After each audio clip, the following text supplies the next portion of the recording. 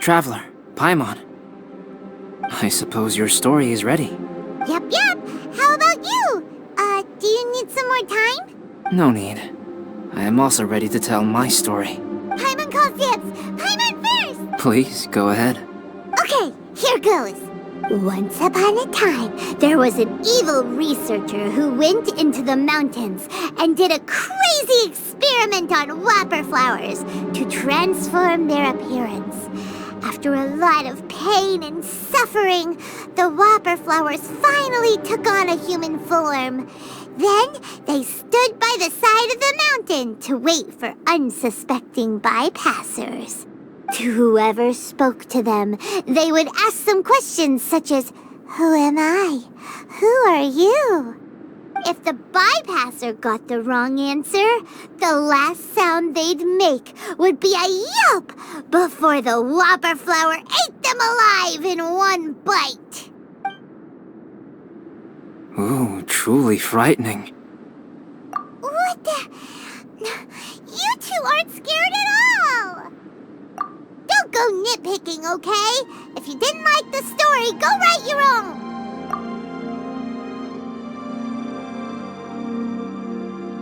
In other words, the whooperflowers would ambush and then completely replace their victims. And then what? Go back to where the person lives? Enter their home?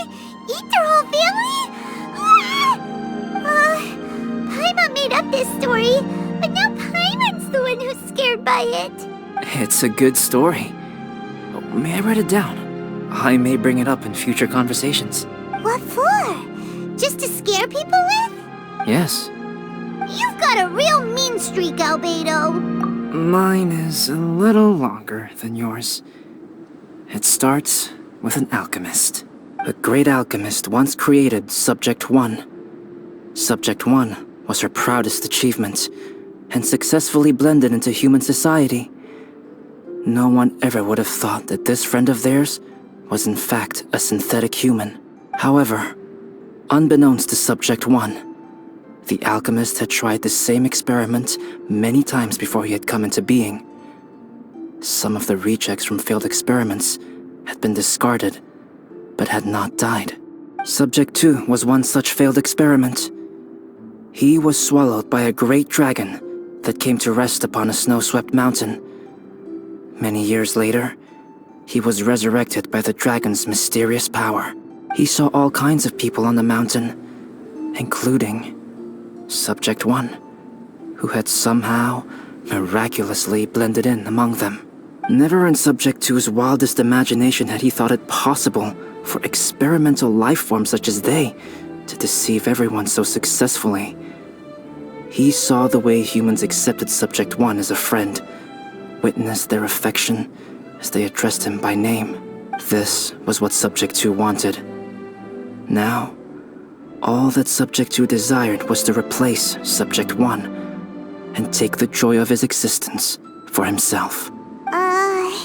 This is giving Paimon the chills. So scary. Subject 2 began to unfold his plan. He stole Subject 1's books and notes and studied all that Subject 1 had learned from the alchemist. Subject 2 was highly intelligent, and he learned quickly. He changed his face into an exact replica of Subject 1's face. Then, he found a plant with mimicry capabilities and transformed it using dragon blood and alchemy. And so, not only did Subject 2 transform his own appearance to perfectly match that of Subject 1, he also created a third entity, Subject 3. What? There's 3 of them now? But Subject 2 wanted to become a perfected human. So, he erased a mark on both his and Subject 3's necks. For these marks were symbols of imperfection. In my view, it was probably a subconscious act, an instinct. He so desperately craved to become a perfect human being that he forgot something. Human beings are defined by their flaws. Subject 2's plan was meticulously crafted. Subject 3 would draw Subject 1's attention. After Subject 1 disposed of Subject 3, he would assume the threat had now disappeared and would let his guard down. The next moment that Subject 1 was alone, Subject 2 would make his move. He would eliminate Subject 1 and become the only one remaining. He would secretly replace the Subject 1 of everyone's memories and inherit his identity, residence, clothing, sword, name, and friends. People would have no idea that the individual they knew had become somebody else from one day to the next. This is way too scary. Paimon's never gonna be able to trust anyone again. But just before Subject 2 could carry out his plan, a unique stranger entered the mix. Subject 2 tried to make contact with this person, but found that they could somehow sense he was different from Subject 1. What's wrong? Are you scared? What happened then? What happened to the stranger? He became a new stage in Subject 2's plan. One more person that Subject 2 had to dispose of. It's as if there were 3 identical roses in a garden. Only one of the 3 was a fine specimen, while the other 2 were defective specimens that bore poisonous thorns. In all the world, only the gardener who tended to them could tell which was the good specimen.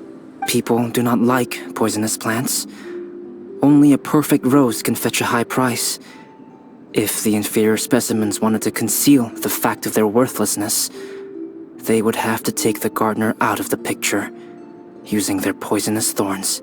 This is exactly what Subject 2 was thinking. So, he hid in the shadows and waited patiently. Maybe soon, he would get his chance to become truly human.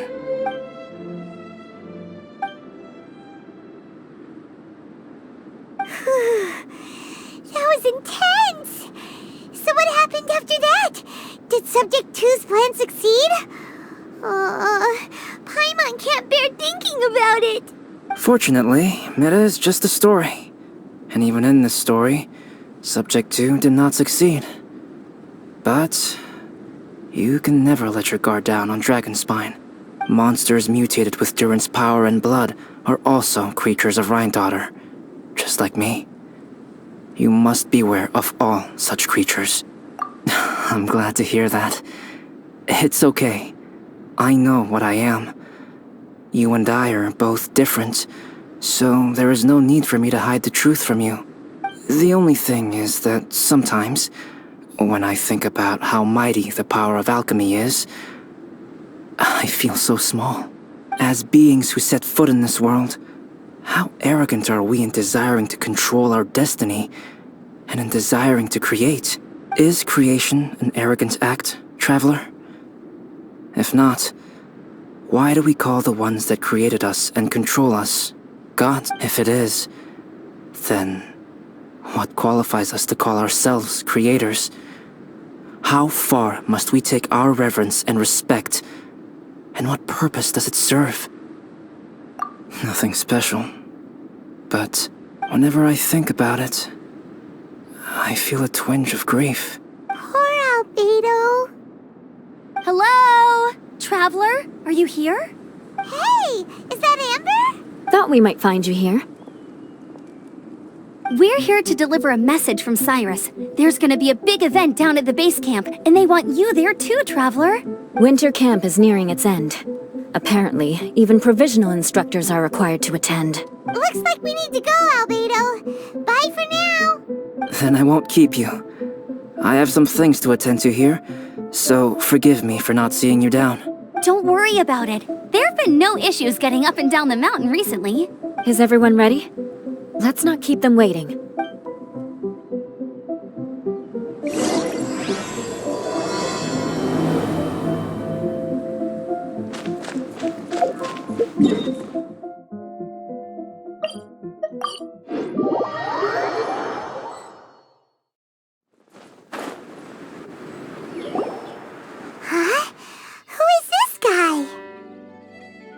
Allow me to introduce Yozerv. He's Joel's father. Dad, this is that traveler I was telling you about. The traveler's helped me out loads in the past, and this time we even built a snowman together. Joel has told me everything about you. I can't thank you enough. Wow, this is amazing! Wait a second. Why is Cyrus discreetly wiping tears away? And what is Pallid doing here? Pallid is the hero of the hour this time. Go on, Pallid. Tell us what happened in your own words. Okay. The weather was fine on that fateful day, and I had a feeling that Lady Luck was smiling down on me. So I trusted my gut and set off to explore somewhere new, somewhere dangerous. Because where there is great danger, there is also great treasure. Why does this sound so hard to believe? But I had only been away from the group for a short while when I fell down a slope and just started rolling. Uh-oh. Did my bad luck rub off on him when we ran into each other on the mountain? The place I fell to was somewhere I didn't recognize, and I'd sustained a few injuries. I remember thinking to myself, this is the worst luck I've ever had in my whole life. Then I met Yozerv. He'd heard the sound of me falling and came out to see what was going on. Huh? Wow, so it was completely by chance then. I thought he must have been someone from the Adventurers Guild here for the event, but after a few words of conversation, it was clear that he was having memory problems. He didn't even know his own name. The temperature was freezing, and there was no time to deal with all that there and then, so I convinced him to come back to the camp with me and figure everything else out after we got there. We got back to the camp, ran into Joel, and the moment he saw him, he froze for a second with this completely stunned expression on his face, and then he started crying out, "Dad! Dad!" That's when Yozerv suddenly started to remember. My memory has still not fully recovered, but Joel and his mother, they are the only ones that I will not, no, that I cannot forget. Daddy. Daddy's right here, Joel. Daddy's right here. Yozerf, don't you remember anything else at all? The poor princess, feeding the foxes? I'm sorry. I have no recollection. Maybe it's because of the head trauma. I'm not sure. I woke up and found myself covered in blood. My things were gone, and there was nothing to indicate who I was or how I got there. I crawled into a cave and settled in for a slow recovery. After my legs and feet were a little better, my hunting skills were what kept me alive. Dad, I was so worried about you. I'm all right now, Joel. Oh, don't cry. Daddy's not going anywhere. I'm here to stay. Oh, this is good. This is good. You know what, though? I definitely think my luck got worse after running into Benin on that mountain. I knew it. I just... No, I just meant if it weren't for you, there's no way I ever would have run into Yozerv on a mountain this huge. Besides, we got back safely, didn't we? So don't blame yourself. Maybe sometimes miracles can only happen when you get just unlucky enough. Pallid. When did you become such a smooth talker, huh? Huh? Am I? I was just telling the truth. Oh, yeah. I want to say thank you to the Traveler, Uncle Cyrus, Auntie Eula, and Auntie Amber. Thanks, everyone. You all helped look after me, and I will always remember it. But I guess I can't take the snowman with me, or it'll melt once it leaves Dragonspine. It's such a shame. Oh, I can help with that. One moment. Huh? Eula? Here, take this. It's powdered rime. Just add it to your snowman, and it will never melt. Wow! Really? Oh, this is awesome! You're the best, Auntie Eula! Dad, I have an unmeltable snowman now! How cool is that? How can I ever repay you all? Thank you all. Thank you from the bottom of my heart. Dad, I want to go move the snowman. Can we do it now, please? Okay. I'll be leaving with Joel now. I'm sure I'll see you all another day. Very well, very well. It's time for Pallet and I to have another discussion concerning his breaches of adventurer discipline. Huh? But Cyrus, I think I kind of made up for my mistakes this time, you know? See you guys! Oh, I made this for you and Amber. Think of it as a winter souvenir. Aw, are you sure? This must be really important to you. Come on now, just take it. No need to make such a fuss. Wow! Now our snowman won't melt either! Great! You're welcome. Just keep it, that's all I ask. Amber and I have some business to attend to now. See you later. See you! Everyone's gone. Seems like they've all got their own stuff to do now. Oh! You know what? We've been on Dragonspine all this time, and somehow Paimon still forgot to ask Albedo about how to make a fruit juicifier machine that could keep the juice fresh. Maybe we should try Timaeus again. He does seem pretty eager to please after all.